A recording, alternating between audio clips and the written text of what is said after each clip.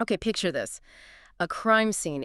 It just explodes onto the national news. You've got a suburban mom, her husband, and 193 stab wounds. It's Yeah. Yeah, it's a number that just stops you cold. absolutely stops you cold. It immediately tells you that isn't just any crime, it's something extreme, something that demands a closer look. Exactly. And that's what we're doing today. We're taking a deep dive into the infamous case of Susan Wright. She was convicted back in 2003 for the murder of her husband, Jeff Wright, down in Houston, Texas. In this case, it's just layers upon layers. You have these completely conflicting stories, different versions of the marriage, of the night itself. Perception, becomes almost as crucial as the physical evidence. Totally.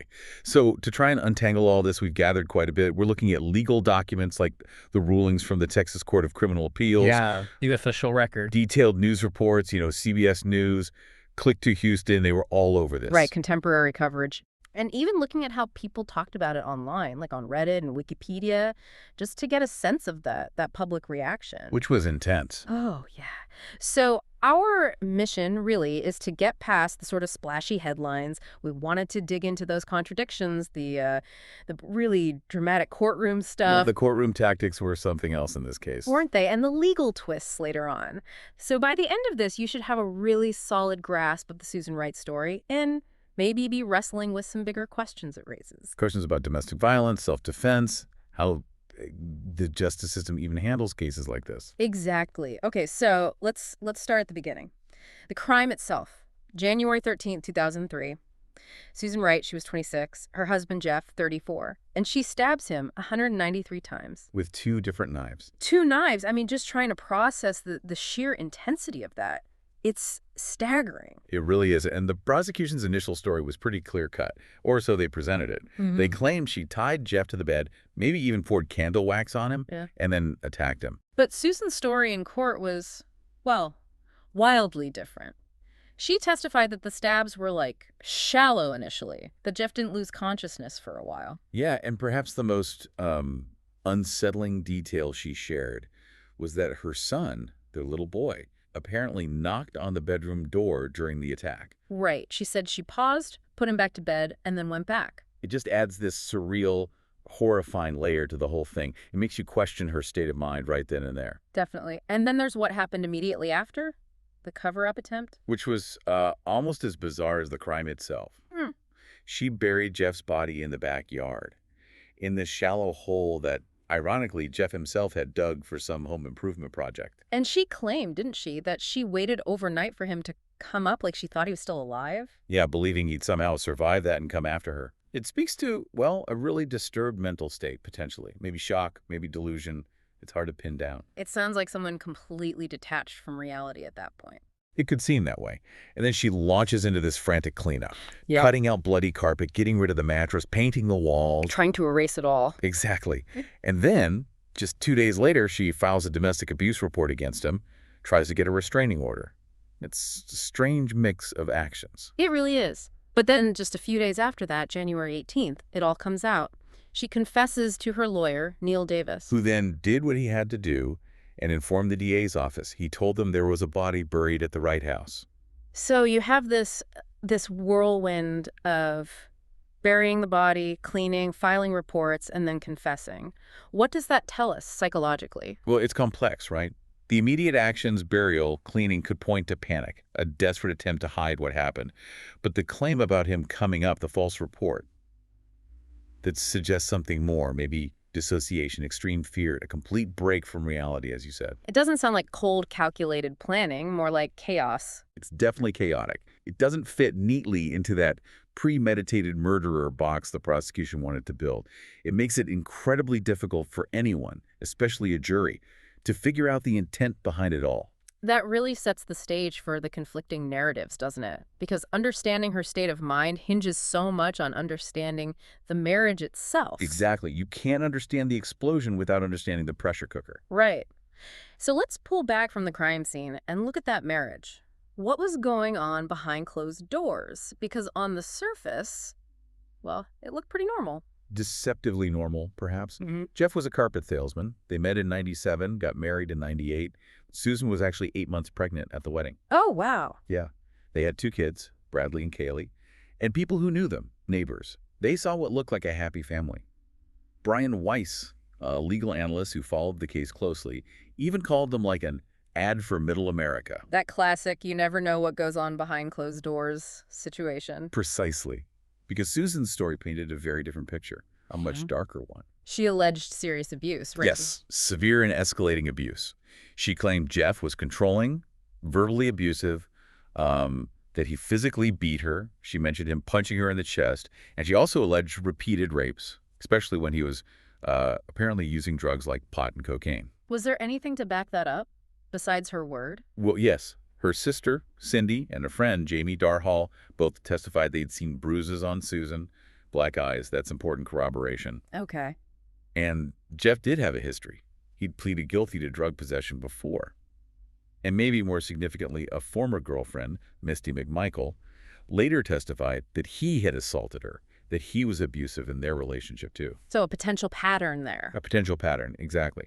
But the prosecution, they had their counter-narrative. They brought up Susan's past, that she'd worked briefly as a topless dancer when she was 17 or 18. Like 2 months, wasn't it? Yeah, a very short time, years earlier. But they used it to sort of chip away at her credibility, to suggest maybe she wasn't this, innocent victim. That feels like a classic tactic, unfortunately. Bringing up unrelated past behavior. It is.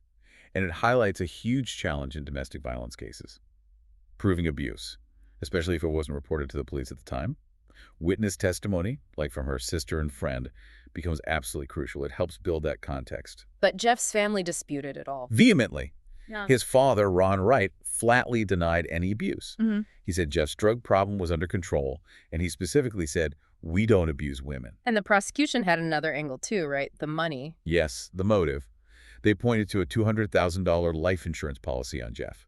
Their argument was simple. Susan killed him to collect the money. Did Susan know about the policy? She denied knowing about it. So you have these two completely polar opposite versions of the marriage.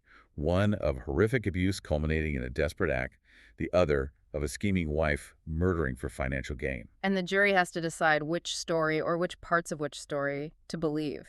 That's an immense task. It really is. Weighing testimony, credibility, past behaviors, motive. It's incredibly complex. Which brings us to the trial itself. And this was not a quiet trial. It was pretty sensational. That's putting it mildly. Prosecutor Kelly Siegler was known for being aggressive, and she really went for it here. She painted Susan as this manipulative, scheming wife. Seducing him, tying him up. Right, lured him into bed for unusual sex, tied him up, and then tortured and killed him for the insurance money. That was the prosecution's narrative. And the physical evidence they used? Key things were the neckties and a bathrobe sash found on Jeff's body, which supported the tied-up theory. The presence of candle wax, too. And the medical examiner, Dwayne Wolfe, testified that almost all 193 wounds were on the front of his body. Suggesting he was facing his attacker, likely immobilized. Exactly. Defenseless. Yeah. Not fighting back in a way that would cause wounds elsewhere. Yeah. Which directly contradicts a chaotic struggle. And then came the moment of the trial. The reenactment. Oh, yeah. That's probably what people remember most. Kelly Siegler brought the actual bed, the bloodstained mattress, into the courtroom. Into the courtroom. Wow. Yep. She had her co-counsel, Paul Doyle, lie on it. She tied him to the bedpost with props, straddled him, and then acted out the stabbing motions. To show the jury exactly how she believed it happened. To emphasize his helplessness. Precisely. It was incredibly graphic, incredibly dramatic courtroom theater designed to leave absolutely no doubt in the jury's mind about Jeff's vulnerability and Susan's alleged cruelty. I mean, the impact of that must have been huge, but couldn't it also be seen as, I don't know, overly theatrical, maybe even prejudicial? Absolutely. That was the defense's argument, that it was designed to inflame the jury, not enlighten them. But Siegler took that risk. Her closing argument was just as intense. She called Susan a card-carrying, obvious, no doubt about it, caught red-handed, confirmed, documented liar. Just hammering away at her credibility. Relentlessly. But the defense, led by Neil Davis, they stuck to their narrative. Susan was a battered wife. Acting in self-defense. Yes, after years of torment, hitting a breaking point that night during what they described as a cocaine-fueled assault and rape by Jeff, Susan herself gave very emotional testimony. Saying she thought he was going to kill her. Right, that she couldn't stop stabbing him. She even said she stabbed him in the penis for all the times that he made me have sex. Just raw, visceral testimony trying to convey her state of mind. And how did they explain her actions after the killing? The burial, the cleaning? They framed it as a result of shock. a break with reality, or a week of fog, as they put it, Hmm. arguing it wasn't a calculated cover-up, but the actions of someone deeply traumatized and not thinking clearly. This really gets to the heart of the legal definitions, doesn't it? Like, what constitutes murder under Texas law versus self-defense or maybe even sudden passion? Exactly. That's the core legal battle. Murder in Texas requires intentionally or knowingly causing death. Self-defense requires using force you reasonably believe is necessary to protect yourself from imminent harm. But 193 stab wounds? How do you argue that's necessary force, especially if he was tied up? That was the massive hurdle for the defense. The law requires proportionality. 193 stab wounds makes arguing self-defense incredibly difficult. It screams excessive force. What about sudden passion? Could that apply? Sudden passion is a bit different. It's argued during sentencing, not to determine guilt. It means the killing happened in the heat of the moment, provoked by something that would cause an ordinary person to lose control. If proven, it can reduce the sentence. But again, the tying up, the sheer number of wounds over time, that works against the idea of a single sudden moment of passion, doesn't it? It certainly makes it harder to argue. The prosecution used the evidence of restraint and the prolonged nature of the attack to argue it was deliberate, calculated intent, not sudden passion or necessary self-defense.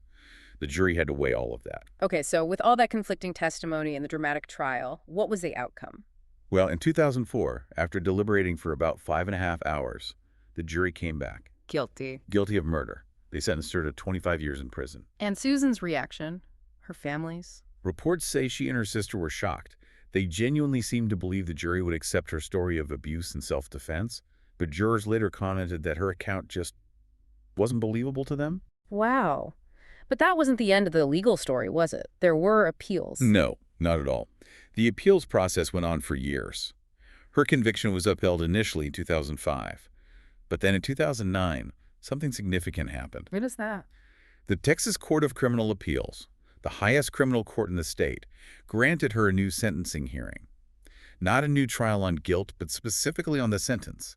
Why? On what grounds? They ruled that her original defense team had provided ineffective assistance of counsel during the punishment phase of the first trial. Okay, what does ineffective assistance actually mean in practice? It sounds serious. It is serious. Yeah. It basically means her lawyers didn't do their job properly during sentencing, that their performance fell below a reasonable standard, and it likely affected the outcome, meaning the length of her sentence. So it wasn't about whether she did it, but about whether she got a fair shake when it came to deciding how long she should be in prison.